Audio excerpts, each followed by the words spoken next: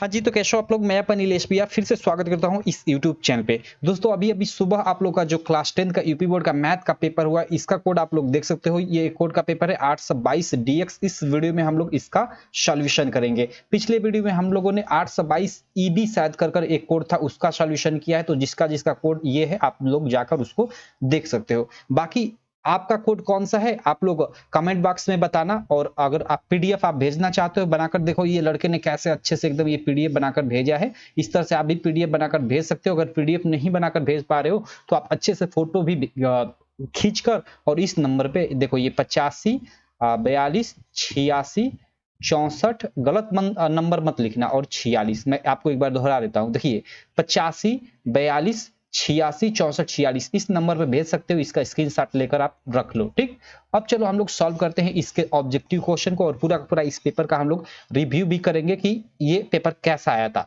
देख सकते हो ये यूपी बोर्ड का बोर्ड परीक्षा 2023 का मैथ का पेपर है, जिसका कोड है 822 डीएक्स। चलो हम लोग देखते हैं। यहाँ पे नीचे आते हैं। सबसे पहले यहाँ पे देखो, शायद इस लड़के की लैंग्वेज इंग्लिश थी, क्योंकि इसमें हिंदी इंग्लिश दोनों लैंग्वेज में ये पेपर है। कोई दिक्कत नहीं। देखो यहाँ पे फर्स्ट क्वेश्चन है कि हमें ये परिमेय संख्या दिया हुआ है, इसका दशमलव प्रसारण लिखित में से किस दशमलव स्थान के बाद समाप्त होगा, ये हमें कह रहा है। भाई पहला ही चैप्टर है रियल नंबर का, एक तरह से इसको हम लोग क्वेश्चन कह सकते हैं। इसका ये बी वाला ऑप्शन आपका बिल्कुल राइट हो जाएगा। इसके बाद देखो नीचे आप लोग का सेकंड क्वेश्चन है। भाई साहब यहाँ पे देख सकते हो कि बिंदु -3 5 की वाई अक्ष से दूरी होगी। सिंपल, ये मैंने एकदम ये क्वेश्चन कराया हुआ था कि अगर वाई अक्ष से दूरी पूछे तो आप एक्स ले लेना, और अगर एक्स अक्ष से पूछे तो आप क्या करना कि वो वाई ले लेना आप, ठीक है। तो यह हमें क्या पूछ रहा है, यहाँ हमें वाई अक्ष से दूरी पूछ रहा है, तो वाई अक्ष से दूरी क्या होगी, एक्स होगी, ठीक। हमें वाई अक्ष से दूरी पूछ रहा है तो वाई अक्ष से दूरी एक्स होगी, तो एक्स ये हम लोग का, क्योंकि पहला एक्स होता है और ये दूसरा वाई होता है, तो ये -3 हो जाएगा हम लोग का। सेकंड क्वेश्चन का हम लोग का फर्स्ट ऑप्शन सही हो जाएगा, वाई अक्ष से दूरी एक्स हो जाएगी, तो हो जाएगा हम लोग का -3, ठीक है। दूसरा क्वेश्चन भी क्लियर। चलो थर्ड वाला क्वेश्चन आप लोग देख सकते हो। यहाँ नीचे कह रहा है कि 144 का भाज्य गुणनखंडों में घातों का योगफल होगा। ओके, 144 का आप गुणनखंड करोगे तो 12 का, चूंकि ये वर्ग है तो 12 गुणे 12 यानी 12 का हम लोग का गुणनफल 2 2 का 4 4 23 12, और फिर ये 2 2 का 4 4 23 12। ओके, 2 घाते हम लोग का 4 हो गया और 3 घाते हम लोग का 2 हो गया, यानी 3 6 हो जाएगा। वो ये देखो लड़के ने अच्छा यहाँ पे लगाया हुआ है, सही लगाया हुआ है।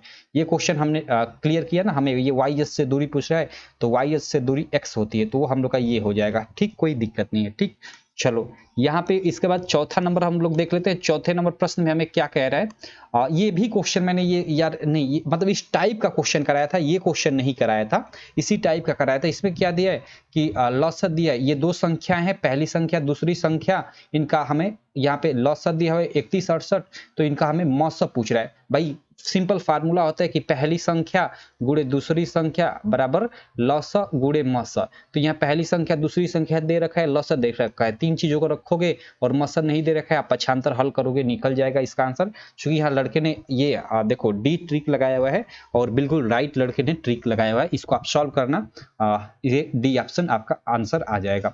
उसके बाद चौथे के बाद यहाँ पांचवा प्रश्न देख सकते हो। पांचवा प्रश्न क्या है, आप स्क्रीन पे देख सकते हो कि ये द्विघात समीकरण दी हुई है, मूल बराबर है तो एम का मान। भाई ये ऐसा तो मतलब सवाल हर कोड में ये पूछा हुआ है, और मैंने ऐसा सवाल कराया भी था आपको। अगर मूल बराबर होते हो, आप जानते हो कि विविधकर जो डी होता है वो 0 होता है, और विविधकर डी क्या होता है, वो होता है B square minus 4ac equal to 0 हो जाएगा। यहाँ पे आप लोग का बी, यहाँ पे देखो -12 और 4 और ए और सी, ठीक है। सी की जगह पे आप एम रख दोगे और इसको सॉल्व करोगे अंत में, तो एम का मान आपको निकल कर आ जाएगा, ठीक है। ये पांचवा क्वेश्चन इस प्रकार करना है। शायद ये भी आपका निकल कर ये 12 ही आएगा।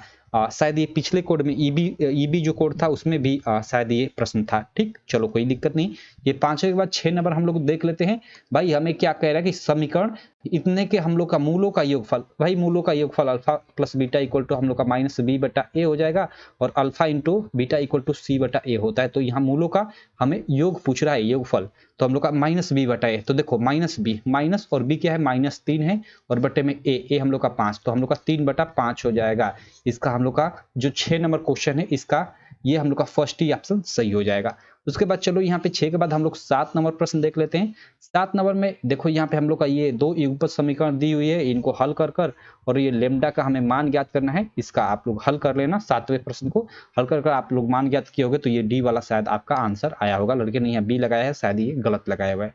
ठीक, चलो इसके बाद हम लोग का ये हम लोग का 7 नंबर प्रश्न हो गया। 8 नंबर प्रश्न क्या है? 8 नंबर प्रश्न आप लोग देख सकते हो कि बिंदु इतना इतना और इतना, मतलब हमें 2 बिंदु दिया है, ए और बी 2 बिंदु दिया है, इसको जोड़ने वाले रेखाखंड का मध्य बिंदु का हमें निर्देशांक दिया है। ओके, मध्य बिंदु का हमें निर्देशांक क्या दिया है? a/8 और कामा 4 दिया है। ठीक, तो ए का मान पूछ रहा है। सिंपल भाई, ये मध्य बिंदु का निर्देशांक जो होता है आप लोग जानते हो x2 + x1 बट्टे में 2 और कामा y1 + y2 बट्टे में 2 वाले फार्मूले से, ठीक है, आप एक तरह से सॉल्व कर निकाल सकते हो। ठीक, चलो यहाँ पे मैं इसको छोड़ देता हूँ, बाकी इसको आप लोग करते रहना। आप इसको सॉल्व करोगे तो 8वें प्रश्न का जो ये ए का मान आएगा निकल कर, वो ये 4 आएगा शायद। ठीक, कर लेना इसको हल। 8वें के बाद 9 नंबर प्रश्न। ओके, देखो ये आप लोग का त्रिभुज से रिलेटेड प्रश्न है। कह रहा है कि ABC, ओके, ये ABC में हम लोग का क्या है? BC समानांतर रेखाखंड PQ है। जो BC है समानांतर रेखाखंड PQ है। ओके, ये दोनों हम लोग के क्या है? समानांतर है, खींचा गया है। PQ संबंधित BC, ओके, PQ संबंधित BC का हमें अनुपात दे दिया है कि 1 संबंधित 3 के अनुपात में है। तो AP और PB, ओके, ये हम लोग का AP जो ये है और PB इसका क्या अनुपात होगा? ये हमें इसका अनुपात पूछ रहा है। ये क्वेश्चन नंबर 9 का, ये थोड़ा बड़ा क्वेश्चन है तो इसको मैं छोड़ देता हूँ। बाकी इसका आपका जो ऑप्शन है ना, ये शायद आएगा आप लोग का, हाँ, 1 संबंधित 2 ही आएगा, आप लोग इसको सॉल्व करोगे तो। चलो उसके बाद हम लोग देखते हैं 9 के बाद हम लोग ये हम लोग का 9 हो गया ना। 10 नंबर हम लोग देख लेते हैं। 10 नंबर प्रश्न क्या दिया है? ये देखो यहाँ पे कि हमें दे दिया है एक त्रिभुज है ABCD, जिसमें AB हमें इतना दिया है, AC इतना दिया है, BC इतना दिया है, तो कोण B की माप हो गए। कोण B की हमें माप पूछ रहा है तो वो आप लोग निकाल लेना। वो आप लोग का क्वेश्चन नंबर 10 का जो सही ऑप्शन होगा ये B, सही लड़के ने निकाला है, 90 डिग्री होगा, 90 डिग्री आएगा आप लोग का। क्यों? क्योंकि इसमें देखो आप किन्हीं 2 छोटी भुजाओं का आप लोग वर्ग, छोड़ो मैं ज्यादा एक्सप्लेन नहीं करता हूँ। 10 हो गया। इसके बाद हम लोग 11 नंबर चलते हैं। 11 नंबर, यहाँ ये तो सवाल भाई हर कोड में पूछा हुआ है, ईबी में भी पूछा था और ऐसा सवाल मैंने आपको बताया हुआ भी था। 2 समरूप त्रिभुजों का क्षेत्रफल का अनुपात यहाँ पे देखो ये दिया है, तो त्रिभुजों की संगत भुजाओं का अनुपात। ओके, ईबी में इसका उल्टा पूछा था, इसमें उल्टा पूछा, उसमें भुजा दे दिया था और क्षेत्रफल का अनुपात पूछ रहा था, इसमें क्षेत्रफल दे दिया और भुजा का अनुपात पूछ रहा है। मैंने आपको बताया था कि अगर त्रिभुज हम लोग के समरूप हो और उनकी मान लो भुजा, मतलब भुजाओं का अनुपात मान लो दिया हो, जो भी भुजा है, एक ऊपर यहाँ मान लो एक भुजा है, ये नीचे एक भुजा है, इनके भुजाओं का अनुपात जो भी दिया हो, अगर क्षेत्रफलों का अनुपात पूछ रहा है तो इसका वर्ग कर दो, तो वो आप लोग का क्षेत्रफलों का अनुपात निकल कर आ जाएगा। क्लियर? तो यहाँ हम लोग मान लो एक भुजा हम लोग की AB है, ठीक है, एक हम लोग की मान लो BC है, संगत भुजाएं, और इनका वर्ग बराबर है, मतलब वर्ग करोगे तभी तो वो क्षेत्रफल 16/25 के बराबर आएगा। तो यहाँ से अगर हमें भुजा ज्ञात करना है तो ये वर्ग हटाने के लिए इसको अंडर रूट में करना पड़ेगा, तो 16 का आप लोग का 4 आ जाएगा और 25 का 5, यानी 4 संबंधी 5 भुजाओं का अनुपात होगा, ये बी वाला। और लड़के ने देखो यहाँ पे अच्छा बिल्कुल राइट ऑप्शन लगा रखा है। चलो यहाँ पे हम लोग का ये 11 नंबर प्रश्न हो गया। 12 नंबर में देखो ये ट्रायंगल से ये रिलेटेड सवाल है तो इसको आप लोग कर लेना। बाकी इसका 12 का शायद हम लोग का बी ऑप्शन सही होना चाहिए, ठीक है। हाँ, हमने निकाला है तो बी आ रहा है, ये बी ही होगा, ठीक है। चलो 11 का भी हम लोग का बी हमने देखा, 12 का भी बी। चलो इसके बाद हम लोग 13 नंबर प्रश्न करते हैं। 13 नंबर हम लोग का प्रश्न क्या है? ओके, ऐसे तो प्रश्नों का आप सब लोग जानते हो कि मतलब 90% एक आंसर आता है और एक ही बिल्कुल राइट ऑप्शन होगा प्रश्न संख्या 13 के लिए भी, ठीक। चलो यहाँ 13 के बाद हम लोग 14 नंबर प्रश्न देख लेते हैं। देखो 14 नंबर काफी मस्त प्रश्न है, ये आपके दिमाग से खेला हुआ है। अगर आप त्रिकोणमिति अच्छे से पढ़े होंगे तो इसको कर लेंगे। देखो यहाँ पे हमें ये दिया है और इसमें पूछ रहा है कि अवनमन कोणों का माप होगा। अवनमन कोण क्या होता है? जैसे आपने देखा होगा, ये मतलब ये आप लोग का यहाँ पे जो कोण होता है ये तो आपका क्या होता है, ये आपका उन्नयन कोण होता है। और यहाँ पे जो यहाँ पे अगर कोई व्यक्ति खड़ा होकर आंखों को ये सीधा दिख रहा है तो ये वाला जो कोण होता है ये आपका क्या होता है, इसी को अवनमन कोण बोलते हैं, ठीक है। और ये मतलब जो अवनमन कोण होता है ये यहाँ पे इस कोण के बराबर होता है, क्योंकि ये बीच में देखो ये एक समांतर रेखा होती है, एक समांतर रेखा होती है, ये बीच में एक तिर्यक रेखा गई तो ये और ये एकांतर कोण हो गए। तो यहाँ पे आप ध्यान देना, यहाँ पे हमें कह रहा है कि ए और पी, इस ए और पी के अवनमन कोणों की माप कह रहा है। तो यहाँ पे देखो ये एक त्रिभुज है ए बी और ये सी, देख रहे हो ए बी सी। तो यहाँ देखो ए बी सी, यहाँ पे ये तो कोण दे दिया है, ये कितना दे दिया, ये पूरा का पूरा यहाँ पे 45 दे दिया है। तो अगर इसका हम अवनमन कोण देखें यहाँ पे, ठीक है, यहाँ पे चलो तो ये वाला 45 अंश होगा, तभी तो ये वाला 45 अंश होगा, तभी तो ये एक समांतर रेखा है और यहाँ पे ये नीचे की ये समांतर रेखा है, तो ये बीच में ये तिर्यक रेखा जो काट रही है, यहाँ पे कोण 45 अंश दिया है, तो ये 45 अंश, तो ये भी 45 अंश। लेकिन इसका क्या होगा भाई, यहाँ पे एक अनमन कोण, यहाँ पे भी तो एक होगा, ये पी का ये होगा, तो ये कितना होगा, इसी का लड़कों ने मतलब काफी इसी में डाउट हुआ होगा लड़कों को। तो देखो यहाँ पे ये सीधी रेखा है, तो चूंकि यहाँ 90 डिग्री का एंगल होगा और यहाँ पे इतने एंगल का हमें दे दे कि 60 है, तो पूरा 90 यानी 90, उसमें से 60 घटा दो तो ये ऊपर वाला निकल जाएगा, तो आप लोग का आप 60 घटा दो तो 6 3 30 आ जाएगा, तो हम लोग का 45 और 30 ऑर्नामेंट कोड 45 और 30, ये बी वाला राइट ऑप्शन हो जाएगा। ठीक है, काफी मस्त क्वेश्चन, इसको तो मैं काफी वेरी वेरी भाई टॉप ये क्वेश्चन है, मतलब बनाया हुआ है ये टॉप क्वेश्चन, जो भी इस पेपर को बनाया हुआ है। ठीक, चलो 14 के बाद हम लोग 15, ऐसा क्वेश्चन ना आपको कहीं आपके शायद बुक में भी ना देखने को मिले और किसी क्वेश्चन में कहीं नहीं देखने को मिलेगा, इसीलिए मैं इसको मस्त बोल रहा हूँ, एकदम नया क्वेश्चन है। 14 के बाद 15 नंबर हम लोग का क्वेश्चन क्या है, आप स्क्रीन पे देख सकते हो 15 नंबर क्वेश्चन कि वृत्त की परिधि और क्षेत्रफल संख्यात्मक रूप से समान है तो उस वृत्त की त्रिज्या होगी। ये तो भाई संख्यात्मक रूप में से सभी समान है, तो उस वृत्त की हमें त्रिज्या पूछ रहा है। ये क्या बोल रहा है कि एक वृत्त की परिधि और क्षेत्रफल संख्यात्मक रूप से समान है। ओके, संख्यात्मक रूप से समान है, जैसे वृत्त की परिधि हम लोग की 2 पाई आर होती है और क्षेत्रफल क्या होता है, पाई आर स्क्वायर होता है। ओके, तो कह रहा है कि ये संख्यात्मक रूप से दोनों समान है। ओके, तो उस वृत्त की त्रिज्या होगी, सही है, ठीक है। तो इन दोनों में अगर आप संबंध निकालते हो तो 2 मात्रक के लगभग बराबर आता है, ये वाला आपका राइट ऑप्शन होगा। चलो ये हम लोग का 15 के बाद 16 नंबर प्रश्न है।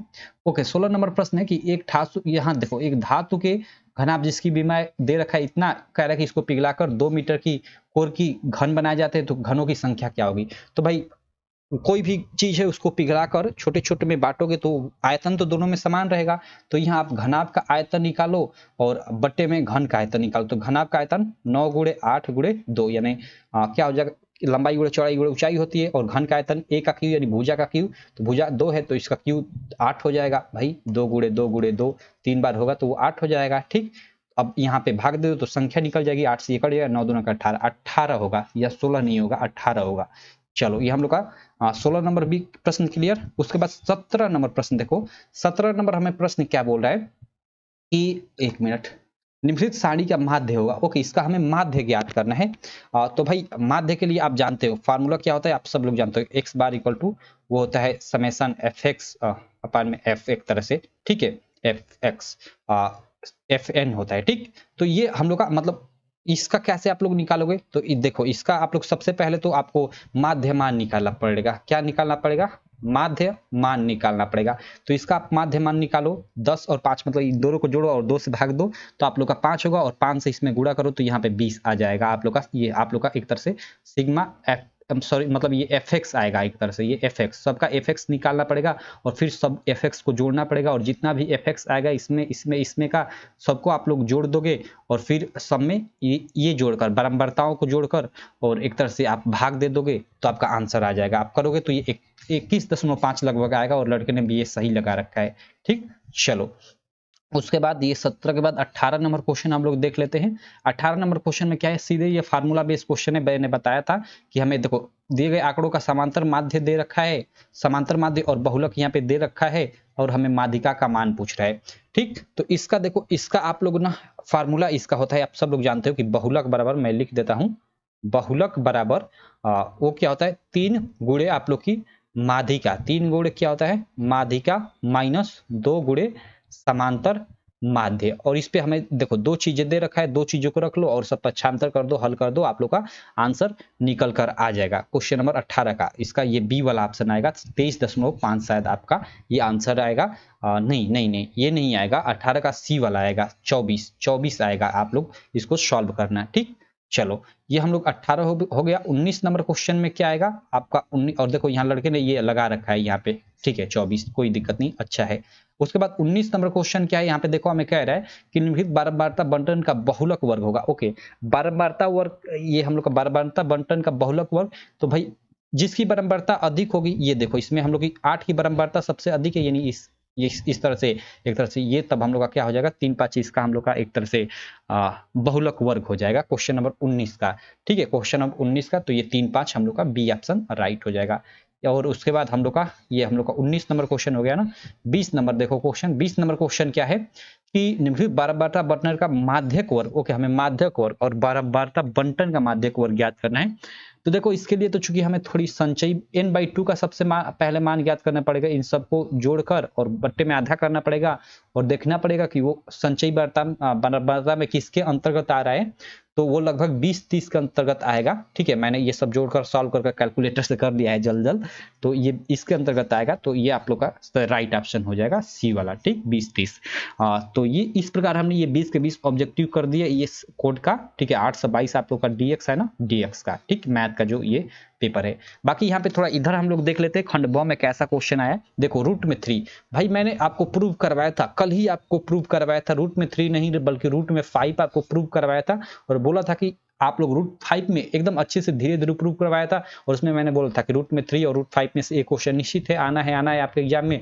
और मैंने बोला था कि रूट में 5 अगर मैं प्रूव करवा देता हूँ, इसको अच्छे से समझ लेते हो आप लोग, तो रूट 3 या फिर रूट 7 या मतलब जो भी हो आप प्रूव कर लोगे। तो ये मैंने करवा रखा था क्वेश्चन, ठीक। उसके बाद देखो ये कुछ इस प्रकार का ये क्वेश्चन, ये भी क्वेश्चन मैंने कभी करवाया था, मुझे ये सब ये याद है। और ये माध्यिका तो भाई कितनी बार आपको मैंने निकालने को ये सब बताया था। यहाँ पे रेखाखंड एक्स का निर्देशांक है ये, ओके ये निर्देशांक से सब क्वेश्चन पूछा हुआ है, काफी निर्देशांक से क्वेश्चन पूछा हुआ है। ठीक है, ओके ये इंग्लिश में सब दिया है। ये नीचे हम लोग थोड़ा 4-4 मार्क वाले प्रश्न देख लेते हैं। ओके के का मान यहाँ पे हमें ज्ञात करने को बोला है अद्वितीय हल के लिए। भाई काफी आसान है, 4 मार्क में पूछ दिए तो 2 मार्क में पूछा जाने वाला क्वेश्चन है। ठीक, ये वज्र गुणन विधि द्वारा इसको हल करना है, आपने पढ़ा होगा वज्र गुणन विधि। ठीक है, ओके चलो ये एक क्वेश्चन यहाँ पे पूछा है आप लोग का त्रिकोणमिति से, 4 नंबर का, काफी अच्छा क्वेश्चन है। और फिर वही यहाँ पे हमें एफ का मान, ओके देखो यहाँ पे निम्नलिखित बारंबारता सारणी में एफ का मान ज्ञात कीजिए। विद्यार्थियों का प्राप्तांकों का माध्य हमें दे रखा है 25 से। तो इसमें मैंने एक मतलब यह एक संख्या ज्ञात किया है, 2 भी संख्या ज्ञात किया जाए तो मैंने ऐसा सवाल आपको बताया था कि कैसे आप लोग को ज्ञात किया जाता है। ओके ये हम लोग का हो गया, सेकंड नंबर प्रश्न भी हो गया। उसके बाद हम लोग थर्ड नंबर प्रश्न पे चलते हैं। ये आप लोग का 6 मार्क का प्रश्न होगा।